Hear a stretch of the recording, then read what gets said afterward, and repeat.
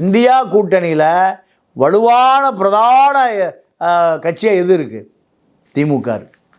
இதை எந்த காலத்திலும் காங்கிரஸ் தவற விட மாட்டார்கள். காங்கிரஸ் கருத்து வேறுபாடு திமுக விட்டு வெளியே வந்துடும் என்பது 100%. கம்யூனிஸ்டுகள் எப்படி திமுக கூட்டணியிலிருந்து வெளியேற மாட்டார்களோ, கம்யூனிஸ்டுகள் எந்த காலத்துலேயும் திமுக கூட்டணி வெளியேற மாட்டாங்க. ஏன்? எதிர்முக பாஜக இருக்குது. எங்கள் அதிமுக கூட்டணி யார் இருக்கா? பாஜக இருக்குது. அதனால் அவர்கள் அதை சிந்திக்கவே மாட்டாங்க. அகில இந்திய அளவில் 4 நாடாளுமன்ற உறுப்பினர்கள் எங்கே கிடைக்குது? கம்யூனிஸ்டுகளுக்கு தமிழ்நாட்டில் தான் கிடைக்குது. இதே நிலைமை தான் காங்கிரஸுக்கு.